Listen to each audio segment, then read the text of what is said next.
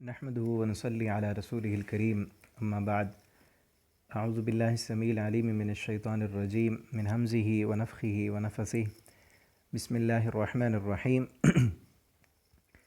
الحمد لله الذي خلق السماوات والأرض وجعل الظلمات والنور۔ الحمدللہ، اللہ کی توفیق سے آج ہم سورۃ الانعام شروع کر رہے ہیں اور 7واں پارہ ہے۔ پیچھے سورۃ المائدہ ہم نے کل ختم کی تھی، تو انشاءاللہ اللہ کی توفیق سے یہ سلسلہ ہمارا جاری رہے گا۔ اور آپ سے یہ درخواست ہے، جیسے پہلے بھی میں آپ سے کہتا رہتا ہوں کہ ان اسباق کو زیادہ سے زیادہ اپنے دوستوں تک پہنچائیں تاکہ قرآن کی تعلیم عام ہو، لوگ گھروں میں بیٹھ کر آسانی کے ساتھ قرآن کریم کی تعلیم کو حاصل کر سکیں۔ تو آج انشاءاللہ ہم سورۃ الانعام کا پہلا سبق پڑھیں گے۔ الحمدللہ، ساری تعریفیں اللہ کے لیے ہیں۔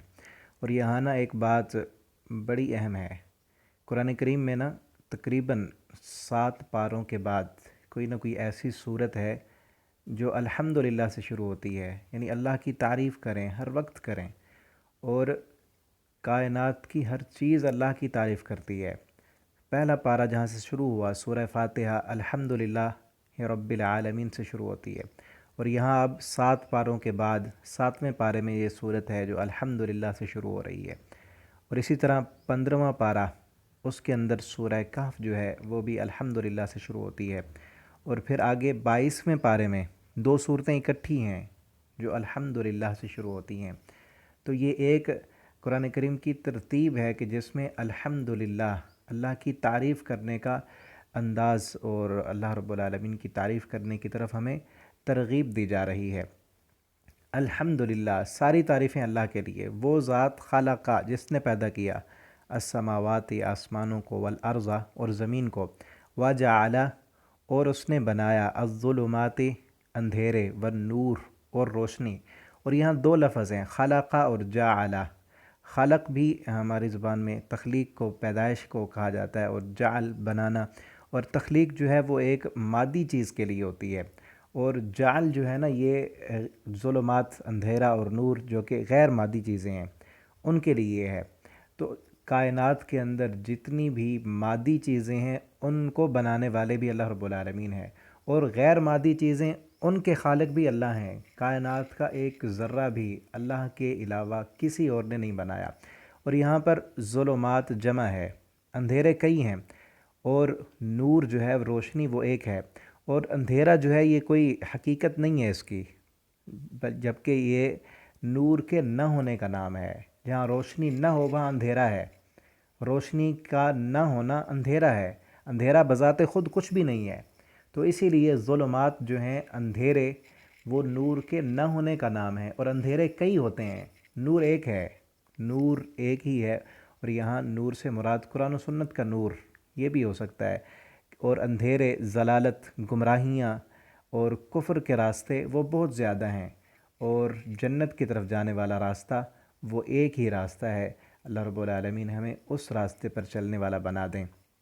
آگے فرمایا ثم الذین کفروا، پھر وہ لوگ جنہوں نے کفر کیا، بربہم یعدلون، اپنے رب کے ساتھ وہ برابری کرتے ہیں، اپنے رب کے ساتھ برابری کرتے ہیں۔ کیا مطلب؟ جس طرح پیچھے فرمایا نا ظلمات اور نور، اللہ نے روشنی کا خالق بھی اللہ، اور نور کا، ظلمات، اندھیروں کا خالق بھی اللہ۔ روشنی اور اندھیرا کبھی برابر نہیں ہو سکتے۔ تو اسی طرح کفر، شرک، اور توحید، اسلام، اس کا نور، یہ دونوں چیزیں کبھی برابر نہیں ہو سکتی۔ لیکن جو لوگ اللہ کے ساتھ کفر کرتے ہیں، اللہ کے انکاری ہیں، وہ ان چیزوں کو برابر کرتے ہیں۔ وہ کہتے ہیں کہ کفر بھی اور نور بھی، کفر بھی اور اسلام بھی یہ برابر ہیں۔ ایک طرف ظالم ہے، فاسق ہے، فاجر ہے، اللہ کا نافرمان ہے، اور دوسری طرف اللہ کی فرما برداری کرنے والا۔ کافروں کا کیا عقیدہ ہے؟ وہ کہتے ہیں آخرت میں دونوں کے ساتھ برابر والا معاملہ ہوگا۔ اللہ فرماتے ہیں یہ نہیں ہے۔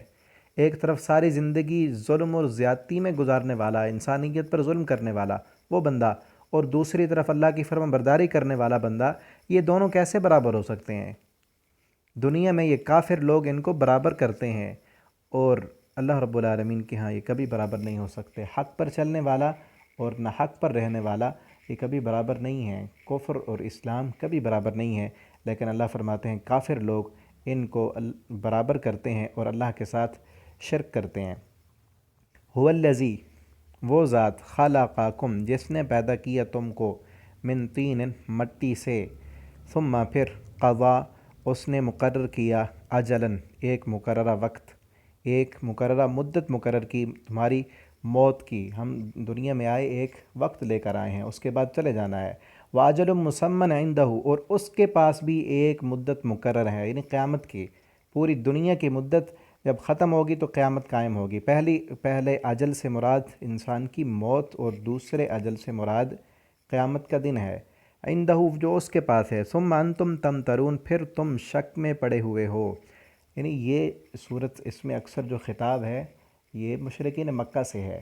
وہ مشرکین مکہ یہ سب مانتے تھے کہ آسمان اور زمین کا خالق اللہ ہے، زمین کا مالک اللہ، بارشیں برسانے والا، سارا مدبر الامر اللہ ہے۔ تو یہاں اللہ تعالیٰ نے فرمایا جب تم یہ بات مان رہے ہو کہ آسمان اور زمینوں کو بنانے والا اللہ ہے، تو تمہیں یہاں آ کر کیا ہو جاتا ہے کہ تو پھر تم سجدے اس کے سامنے کیوں نہیں کرتے؟ نظر و نیاز، اپنی مشکلات کے حل کے لیے پھر بتوں کے پاس کیوں جاتے ہو؟ جب سارے اختیارات اور پوری کائنات کا مدبر الامر اللہ ہے، یہ تم نے مان لیا، تو پھر آگے اپنی پریشانیوں کے حل کے لیے بھی اسی کے پاس جاؤ نا، دوسروں کے پاس کیوں جاتے ہو؟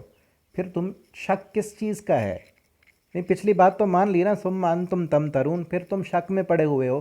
یہ بات نہ مانتے تو پھر تو ہوتا نا، اگر تم یہ کہتے کہ آسمان کو بنانے والا کوئی اور الہ ہے، زمین کو بنانے والا فلاں ہے، سورج اور چاند کا خالق دوسرا معبود ہے، پھر تو تمہیں شک ہوتا۔ تم یہ تو مان رہے ہو کہ آسمان کو بنانے والا اللہ، ستاروں، سورج، چاند، ساری زمین کا مالک اللہ، اور اس پر کنٹرول اور اختیار بھی اللہ کا، پھر شک کس چیز کا ہے؟ پھر اسی کے سامنے کیوں نہیں جھکتے؟ پھر نظر و نیاز، منتیں، منوتیاں، یہ ساری چیزیں پھر دوسروں کے نام پر کیوں کرتے ہو؟ وَهُوَ اللہ، وہ اللہ ہے، فی السماوات، آسمانوں میں، وفی الارض، اور زمین میں، یعنی وہ رب جس کو اللہ کہہ کر آسمان والے بھی پکارتے ہیں، زمین والے بھی اسی کو پکارتے ہیں، اور زمین و آسمان کی جتنی بھی مخلوق ہے، سب کا مالک، سب کا خالق وہی ہے، اور ساری مخلوق اسی سے ہی رزق مانگتی ہے۔ یعلم، وہ جانتا ہے، سرکم، تمہاری پوشیدہ باتوں کو، وجہرکم، اور تمہاری ظاہری باتوں کو۔ تم جو کچھ ظاہراً سب کے سامنے کر رہے ہو اس کا بھی پتہ ہے، اور جو کام تمہارے چھپے ہوئے ہیں جو کوئی نہیں جانتا، وہ رب ان کاموں کو بھی جانتا ہے۔ وَيَعْلَمُ مَا تَكْسِبُونَ، اور وہ جانتا ہے جو تم کما رہے ہو، جو تم کماتے ہو اس دنیا کے لیے یا آخرت کے لیے، وہ سب جاننے والا ہے۔ تو یہاں اس آیت میں ہمارے لیے بہت بڑا سبق ہے۔ اس رمضان المبارک کے مہینے میں روزہ بھی ہمیں یہی سکھاتا ہے۔ ہم بند کمرے میں بیٹھ کر پانی نہیں پیتے کیونکہ روزہ ہے، چاہے کوئی نہیں دیکھنے والا۔ تو یہی نظریہ ہمارا پوری زندگی میں بن جائے کہ یعلم سرکم وجہرکم، اگر ماں نہیں دیکھ رہی، باپ نہیں دیکھ رہا، استاد نہیں دیکھ رہے، دنیا کے کوئی لوگ ہمیں نہیں دیکھ رہے، نیٹ پر موبائل ہمارے ہاتھوں میں ہے، ہم کیا کچھ کرتے ہیں۔ وہ نوجوان جو بند کمروں میں گناہ کرتا ہے، شرابیں پیتا ہے، زنا کرتا ہے، دنیا والوں سے چھپا ہوا ہے، اس کا رب پر کیا ایمان ہے؟ قرآن ہمیں بار بار یہی سکھاتا ہے، یعلم سرکم، پیچھے بھی ہم پڑھ چکے ہیں اسی پارے کے شروع میں۔ اللہ تعالیٰ فرماتے ہیں ہم یہی دیکھنا چاہتے ہیں کہ ہم سے غیب میں ڈرنے والا کون ہے، جو بن دیکھے رب سے ڈر جائے، اسی کے لیے اللہ فرماتے ہیں جنتیں ہیں۔ یعلم سرکم وجہرکم، وہ ہمارے سب پوشیدہ اور حاضر کاموں کو جاننے والا ہے، اور وہ یہ بھی جانتا ہے کہ ہم کیا کچھ کما رہے ہیں، دنیا کے لیے کیا کر رہے ہیں، اور آخرت کے لیے کیا کر رہے ہیں۔ تو ہم اپنا خود کا محاسبہ کریں کہ ہمارا دن رات کا معمول اور ہماری کوششیں کاوشیں اس دنیا کے لیے ہیں یا آخرت کے لیے بھی کچھ ہے۔ اگر آخرت کے لیے کچھ کر رہے ہیں تو وہاں ملے گا، اگر آخرت کے لیے کچھ نہیں ہے، دنیا کے لیے یہ سارا کچھ ہے، تو پھر وہاں کچھ ملنے کی امید کس چیز کی؟ اللہ تعالیٰ ہمیں آخرت کے لیے محنت کرنے والا بنا دیں۔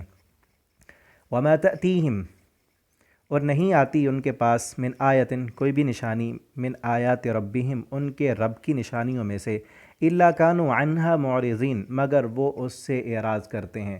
کہ ان لوگوں نے اپنی روٹین بنائی ہوئی ہے کہ کوئی بھی نشانی آئے گی نا تو یہ ماننے کی بجائے، اس کی تحقیق کرنے کی بجائے، یا اس میں غور و فکر کرنے کی بجائے، شروع میں ہی کہہ دیتے ہیں کہ ہم نہیں مانتے، انہوں نے اپنا حصہ ہی یہی رکھا ہوا ہے۔ سورہ واقعہ کے اندر اللہ فرماتے ہیں کہ انہوں نے اپنا حصہ ہی، انہوں نے اپنا رزق ہی اسی میں رکھا ہے کہ جو چیز آئے گی ہم انکار کر دیں گے، ہم جھٹلا دیں گے۔ تو ان لوگوں نے اپنا روٹین بنایا ہوا ہے کہ یہ لوگ کوئی بھی نشانی دیکھ کر مانیں گے نہیں۔ فقد کذبوا بالحق، بس تحقیق جھٹلایا انہوں نے حق کو، لما جاءہم، جب کہ حق آ گیا ان کے پاس، فسوف، پس ان قریب، یأتیہم، آ گئی ان کے پاس، انباء، خبریں، ما کانوا بہ یستہزئون، ان کی جن کے ساتھ وہ مذاق کیا کرتے تھے۔ یہ لوگ نا مطالبے کرتے تھے نبی کریم صلی اللہ علیہ وسلم سے، مشرکین مکہ، کہ ہمیں ایسی نشانی دکھاؤ، فلاں مطالبہ ہمارا پورا کرو، آسمان میں جو ہے وہ سیڑھی لگا کر چڑھ جاؤ، یا پہاڑوں کو سونے کا جو ہے نا تمہارے لیے بن جائیں اور تمہارے لیے باغ ہو، یہ ساری چیزیں، یہ مطالبات، اور نبی کریم صلی اللہ علیہ وسلم کا دل ہوتا کہ یہ مطالبات پورے ہو جائیں۔ اللہ تعالیٰ نے فرمایا کہ ان کی مرضی کے مطالبات ہم پورے بھی کر دیں نا، پھر بھی یہ ماننے والے نہیں ہیں۔ ان کی تو روٹین یہی ہے کہ جو بھی نشانی آتی ہے اس کا انکار کر دیتے ہیں۔ تو یہاں تک ہماری 5 آیتیں ہو چکی ہیں، انشاءاللہ آگے ہم کل کے سبق میں پڑھیں گے۔ اللہ تعالیٰ ہمیں قرآن کریم کو پڑھنے، سمجھنے اور اس کے مطابق زندگی بسر کرنے کی توفیق عطا فرمائیں۔ السلام علیکم ورحمۃ اللہ وبرکاتہ۔